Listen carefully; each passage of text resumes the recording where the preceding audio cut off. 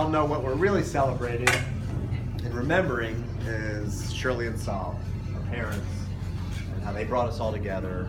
And as Charles said before, this is what they would have wanted. This is how they would want us. The fact that we're all together, love each other, can get together.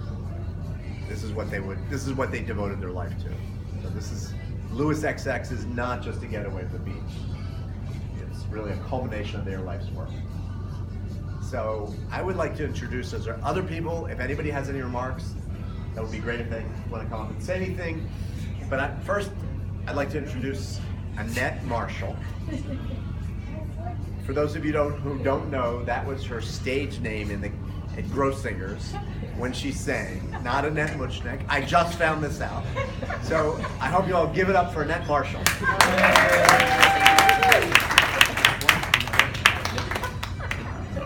She's got a speech. Okay. You're gonna have to talk loud. I'm gonna have to talk loud? Yes. If you need me to read. So first of all, before I talk about Shirley and Saul, How many pages is it? I want to talk about my mother, if that's okay. That's fine. And I wrote this piece for a little class I was in. When I think of my mother, my thoughts come in the form of bullet points.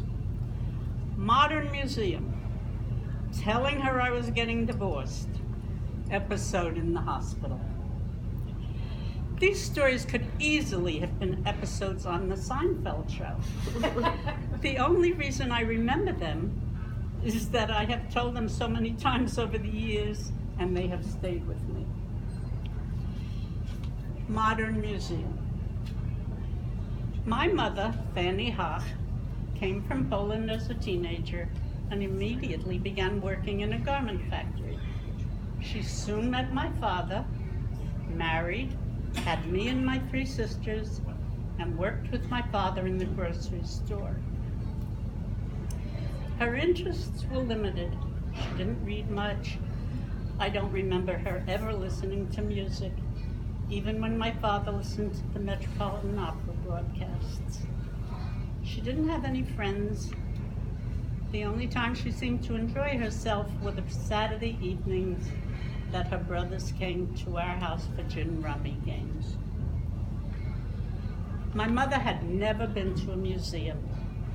So when I learned there was a Turner exhibit at the Museum of Modern Art, I invited her to join me for a visit. Shortly after we entered the galleries where the Turners were being shown, she called me over to where she was looking at them. She said, "Annette, these frames cost a lot of money."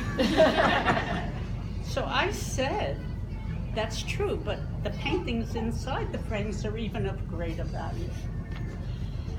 We then went for lunch. Leaving the cafeteria, we came upon Andy Warhol's Campbell soup. This prompted my mother to say, "Don't worry, Annette, Campbell's paid plenty for that spot." Okay, telling my parents I was getting divorced. You have to understand I was the first person in our family to get divorced. I was in a very unhappy marriage, but coming from an Orthodox Jewish family where divorce was unheard of,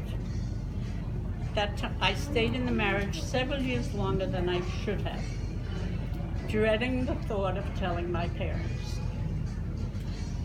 Finally, when I felt I had no choice but to leave the marriage, I called my parents and told them I was coming to visit and had something important to tell them. I lived in Westchester and drove along to Brooklyn, where they lived, to tell them that I was planning to divorce my husband. They were shocked, surprised. I had never let them know the truth. My mother's comment has stayed with me ever since that night. She said, "How can you get divorced? You have sterling silver." Episode in the hospital. Toward the end of my mother's life, she was hospitalized several times for treatment of a rare blood disease. myelofibrosis. Since she lived in Brooklyn, she was always sent to Brooklyn Jewish Hospital. This hospital was in a section of Brooklyn where most of the people were black. I accompanied her one day when she was being admitted. When we got to her room, we found that her roommate was a black woman. Knowing that my mother referred to black people as Schwarzes, I whispered to her, asking her not to use that word, since I was sure the woman in her room probably knew the word. My mother assured me she certainly wouldn't do that. As soon as she was settled, she wanted to call her sister, Minnie. On the phone, she spoke Yiddish and said, "'Tis sehr tinkle du," which means, "It's very dark in here." That was my mother. Fanny, she was, okay. Now this is about Shirley.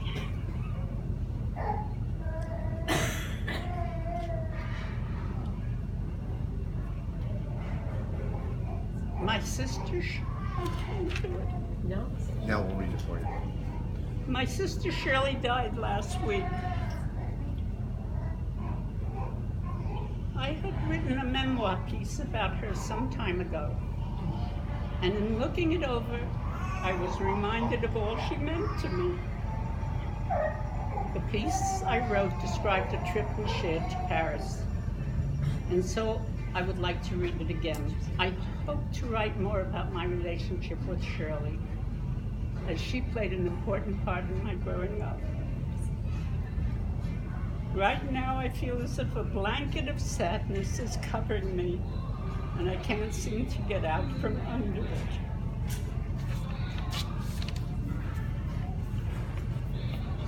My sister Shirley called me one day and said, "I would like to take you to Paris for your birthday."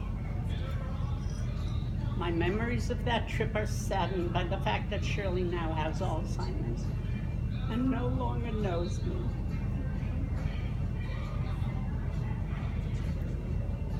Before her illness, she had been not only one of my 3 sisters, but my best friend, my medical advisor. Shirley was a nurse practitioner and confidant. We grew up in Brooklyn. Shirley and Yetta were my older sisters, and Cecile was the youngest. While attending nursing school at Kings County, Shirley met and married Saul Hirsch, an engineering student. I was the maid of honor at her wedding and was devastated when shortly after their wedding, Saul was offered a job in Baltimore and they moved from New York. Our weekly phone conversations could not replace the times we had sat in our kitchen late at night, talking. As the years passed, we were both busy working and raising children. I had married several years after Shirley, was living in Westchester, and had 4 children. Shirley continued working as a nurse in Baltimore, had 6 children, and became a nurse practitioner in her late 50s. She had a loving, supporting husband, while I was in a marriage that was troubled from the start. 19 years after marrying, I was going through a bit of divorce, and frequent calls from Baltimore helped me keep my sanity.